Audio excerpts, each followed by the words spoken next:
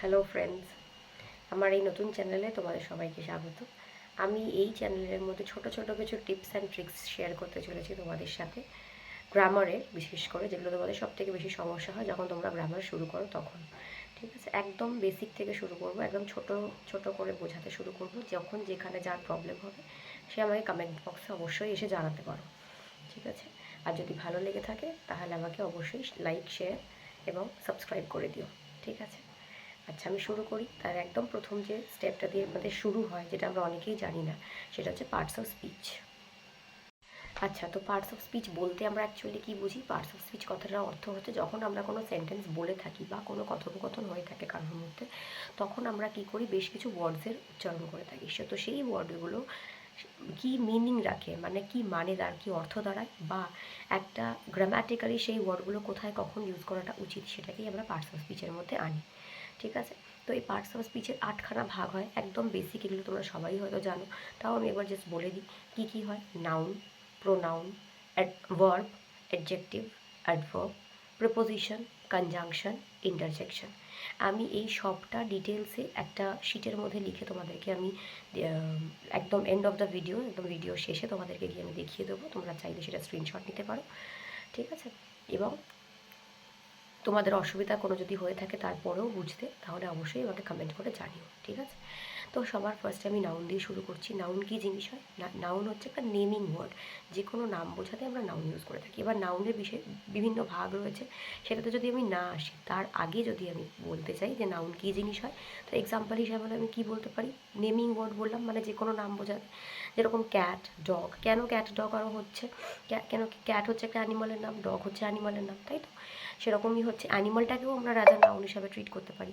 ঠিক আছে, তারপরে তোমার কোনো নাম, যে কোনো রাম, সীতা, গীতা, তাজমহল, তারপরে তোমার গঙ্গা, এই জাতীয় যে কোনো টাইপ অফ ওয়ার্ডস, মানে যেই নেমিং ওয়ার্ডস বোঝাতে আমরা নাউন ইউজ করতে পারি। ঠিক আছে, এবারে নাউনের বেশ কিছু ভাগ রয়েছে, সেটা আমি আজকেই আসবো না, যেহেতু আমি পার্টস অফ স্পিচ নিয়েই আজকে ভিডিওটা করতে চলেছি, সুতরাং শুধু আমি পার্টস অফ স্পিচটাই বোঝাবো আজকে। ওকে, নেক্সট আমি চলে আসছি প্রোনাউন।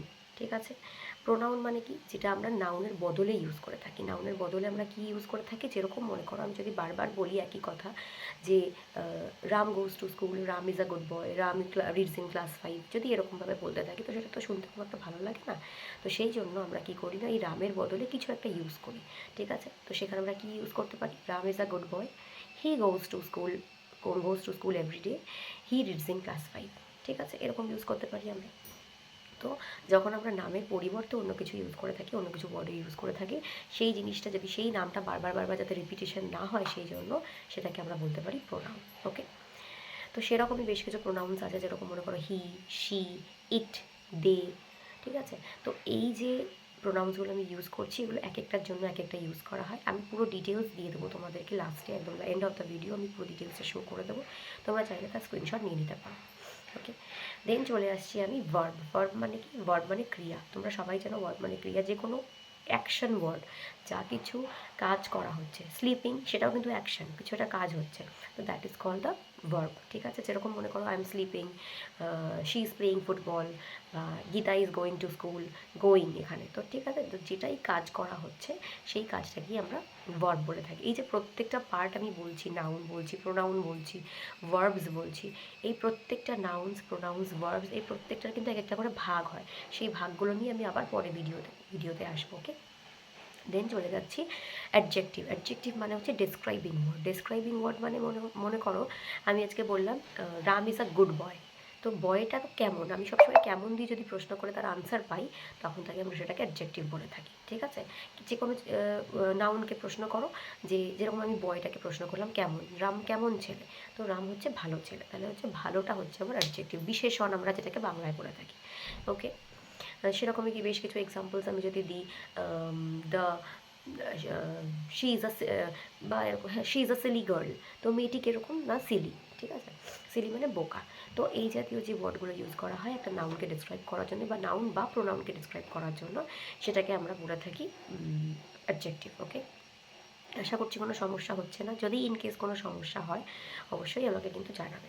ঠিক আছে, আচ্ছা, অ্যাডভার্ব তাহলে কী জিনিস হচ্ছে? অ্যাডভার্ব হচ্ছে একটা ডেসক্রাইবিং ওয়ার্ড, যেটা সে কী ডেসক্রাইব করে, একটা ভার্বকে ডেসক্রাইব করতে পারে আর একটা অ্যাডভার্বকেও ডেসক্রাইব করতে পারে, ঠিক আছে? যেরকম আমি যদি বলি যে she is walking very fast, ঠিক আছে? সে কীরকমভাবে হাঁটছে, বা ভেরি ফাস্ট যদি আমি না বলে, এখন আমি যদি শুধু বলি fast, she is walking fast, সে খুব জোরে হাঁটছে। তো হাঁটাটা হচ্ছে ভার্ব, ক্রিয়া, সেটাকে ডেসক্রাইব করছে, তাহলে হচ্ছে কীরকমভাবে হাঁটছে না ফাস্ট, ঠিক আছে? তাহলে ফাস্টটা এখানে হচ্ছে তোমার অ্যাডভার্ব, ঠিক আছে? বোঝাতে পারলাম? তো যদি বুঝতে কোনো সমস্যা হয় তোমাদের, তাহলে আমাকে অবশ্যই জানিও। নেক্সট চলে আসছি আমি, অ্যাডভার্বের পার্ট চলে গেল, নেক্সট চলে আসছি আমরা প্রিপোজিশনে। প্রিপোজিশন কী জিনিস হয়? প্রিপোজিশন একটা সেন্টেন্সের মধ্যে একটা ওয়ার্ডের সাথে আরেকটা ওয়ার্ডের কানেকশন কী, রিলেশনশিপ কী, সেটা বোঝাতে ইউজ করা হয়। যেরকম মনে করো, আমি যদি বলি একটা পার্ট অফ সেন্টেন্সের সাথে আরেকটা পার্ট অফ সেন্টেন্সের, ধরে নাও এরকম বললাম, the cat is sitting under the table, তাহলে the cat is sitting under the table. তো এই যে আন্ডার কথাটা ইউজ করা হচ্ছে এখানে, তো আন্ডার হচ্ছে এখানে প্রেপোজিশন, ঠিক আছে? তো প্রেপোজিশন তার মানে কী হলো না, ক্যাটটা কোথায় বসে আছে, কোথাও তো বসে থাকবে, তো তার রিলেশনশিপটা কী আসছে? তো রিলেশনশিপটা হচ্ছে আন্ডার দ্য টেবল। একটা সেন্টেন্সের মধ্যে কিছু ওয়ার্ডসের সাথে কিছু ওয়ার্ডসের, বা একটা পার্ট অফ সেন্টেন্সের সাথে একটা পার্ট অফ সেন্টেন্সের কানেকশন বা রিলেশনশিপ বোঝাতে আমরা প্রিপোজিশনে ইউজ করে থাকি, ঠিক আছে? যেরকম in, on, under, above, below, এগুলো হচ্ছে আমরা প্রিপোজিশন। এরকম আরও প্রচুর রকমের আছে, সেগুলো আমরা যখন আরও বেশি এক্সারসাইজও কিছু করবো হয়তো পরে, সেই এক্সারসাইজগুলো যখন করবো তখন জানতে পারবো, ঠিক আছে? তো তারপরে চলে আসছি হচ্ছে কনজাংশন পার্টে। তো সেই কনজাংশন মানে হচ্ছে লিঙ্কিং ওয়ার্ড। লিঙ্কিং ওয়ার্ড মানে একটা সেন্টেন্সের সাথে আরেকটা সেন্টেন্সের কীভাবে জয়েন করাচ্ছে, জয়নিং ওয়ার্ড বা লিঙ্কিং ওয়ার্ড বলতে পারো। যেরকম অ্যান্ড, যেরকম আমি বলতে পারি she is a good girl and she goes to school everyday, ঠিক আছে? এই যে she is a good girl and she goes to school এভরিডের সাথে একটা অ্যান্ড দিয়ে যোগ করা রয়েছে। কিংবা যদি আমি বলি she is poor but honest, মানে সে গরিব কিন্তু সে সৎ, ঠিক আছে? এই টাইপ অফ সেন্টেন্সগুলো যে আমরা ইউজ করে থাকি, সেইখানে যে ওয়ার্ডগুলো আমরা লিঙ্ক করার জন্য যে ইউজ করে থাকি, সেটাকে বলা হয় conjunction. Last but not the least, সেটা হচ্ছে ইন্টারজেকশন, ঠিক আছে? ইন্টারজেকশন কী জিনিস হয়? ইন্টারজেকশন হচ্ছে তোমার মনের কিছু ফিলিংস, ইনস্ট্যান্ট ফিলিংস প্রকাশ করার জন্য আমরা ইউজ করে থাকি। যেরকম মনে করো, ধরে নাও আমি বলছি হুররা we have one the match, যে আমার খুব আনন্দ পাচ্ছি যে আমরা ম্যাচটা জিতে গেছি। কিংবা মনে করো এরকম হলো, ও মাই হ্যান্ড ইজ পেইনিং, এরকম টাইপের যদি কোনো সেন্টেন্স আসে, যে মনে করো ও, মানে তোমার পেনটাকে বোঝানোর চেষ্টা করছে ও। তো আর মোটামুটি ইন্টারজেকশনে সবসময়তেই একটা এক্সক্লামেশন মার্ক দিয়ে শেষ হয়, কোথাও একটা এক্সক্লামেশন মার্ক তুমি পাবে, নয় তুমি শেষে গিয়ে পাবে, নাহলে হুররা এই যে ইউজ করছি তারপরেও পেতে পারো অনেক সময়। হুররার পরে একটা এক্সক্লামেশন মার্ক দেওয়া হয়, তারপরে সেন্টেন্সটা শেষ করা হয়, নিয়ে ফুল স্টপ দেওয়া হয়, ঠিক আছে? তো সেই হিসাবেও তোমরা পেতে পারো। তো এইটাও গেল আমাদের পার্টস অফ স্পিচের পুরো ডিটেলসটা, ঠিক আছে? যদি এরপরে কোনো বুঝতে অসুবিধা হয় বা কোনো কিছু বুঝতে পারছো না, পার্টস অফ স্পিচ জানাটা খুব ইম্পর্টেন্ট এই কারণেই, কেন কি যখন তোমাদের ইন ফিউচার আরও বেশি গ্রামাটিক্যাল যে এক্সারসাইজেসগুলো আসবে, সেই এক্সারসাইজগুলো করার সময় তোমাদের এই পার্টস অফ স্পিচটা খুব বেশিভাবে প্রয়োজন লাগবে প্রথমে একদম। তারপরে তো ধীরে ধীরে আমি যদি পার্টস অফ স্পিচে কী কী আছে না জানি, কোনটা কী জিনিসই না জানি, তাহলে আমি এর আরও অ্যাডভান্স পজিশনে তো যেতে পারবো না, অ্যাডভান্স এক্সারসাইজে যেতেও পারবো না, ঠিক আছে? তো সেই কারণে তোমরা এটা জেনে রাখাটা খুব দরকার। এর নেক্সট পার্টে আমি আরও অনেক কিছু নিয়ে আসবো।